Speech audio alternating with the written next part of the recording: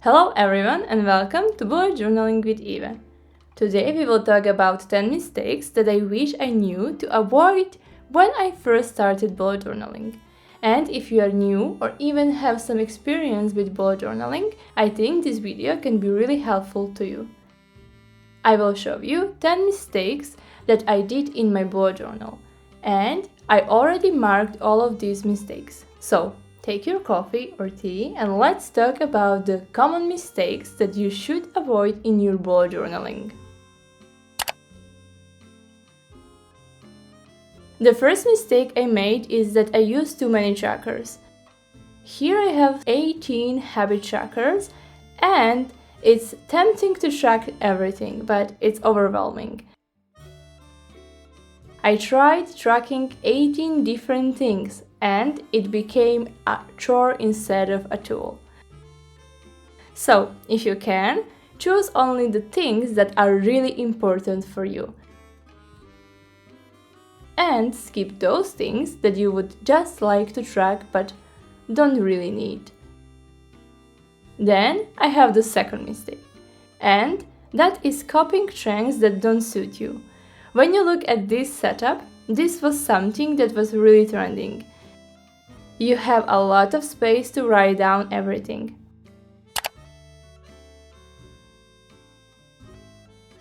But I have this space for tasks that I didn't use at all, and half of each page was not used properly. So I don't need that amount of space there.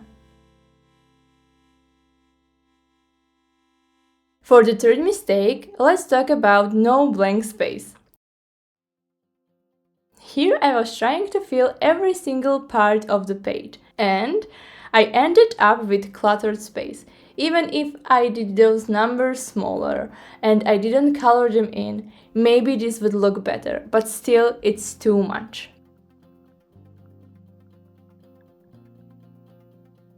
Then the next mistake is overcomplicating spreads. And here, these are my weekly spreads for October.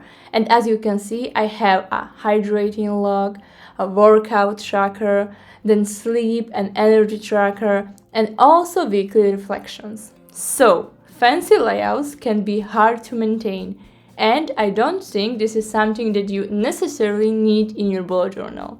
And when you look at the second week of the same month, again, I didn't even use all of those trackers that I included in my weekly spreads.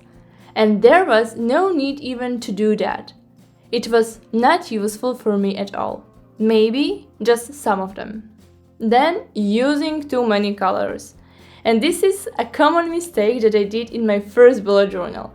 When you look at this June setup, there are too many colors. And this is chaotic and messy. And I once tried this rainbow theme and it looked like a mess. Also, when you look at this calendar, this butterfly here and this flower, they don't work together with another part of the spread. The next mistake is not testing pens and markers on paper, and then you will have bleed-through disasters. Here, this spread looks perfect, right? But where is the problem? The problem is with the title. When I turn the page, you will see that there is a bleed-through on the other side of my page. And because I always plan all of my spreads for a month and sketch them out together before starting to color, I end up with bleed-through on my calendar page.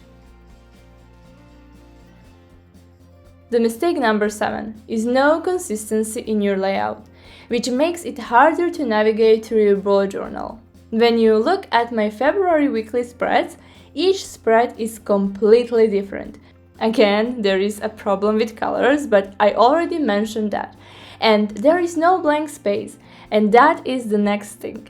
But when you look at these spreads, they are not coherent. They are not working great together. Each one is completely different and there are too many colors, so that is the next one. Mistake number 8 is that we sometimes have unrealistic expectations and you can do everything in your bullet journal. When you look at here, I have this letter to my future self and I never wrote that letter. I don't know if that was because of lack of motivation or if that was because I didn't enjoy that. The same thing is with my future log. This is like a third future log that I didn't even fill in. So this is something that maybe I don't need in my bullet journal. Now, mistake number 9, forgetting to review. Missing the chance to learn and adjust. And this especially applies to my spreads at the beginning of my bullet journal. Those trackers that I never turned back to. And then I never even review those. And the last one is overthinking everything. So let's start with this one. I designed this June setup. I really enjoy designing it, and it took me a lot of time. And the amount of time that later I didn't even use it because I started later in that month. And for me, it was more important to have everything designed than to use my bullet journal. I want to show you something else. This is my bullet journal now, and this is my weekly spread for the last week of May. And as you can see here, I had everything nicely designed. But when I found out that I didn't have enough time, I decided that I would rather write everything down in the simplest way possible than have it wonderful, colorful, etc., but not having it be functional when I need it.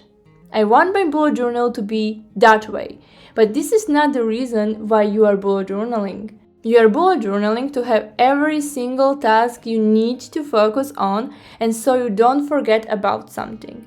And if your bullet journal is nice, that's just something that can please you, but it's not the point of bullet journaling. I hope you enjoyed this video. If you did, please give it a like. If you learned something, drop a comment. What did you learn during this video? And don't forget to subscribe for more bullet journal inspired videos. And I will see you next Friday. Bye!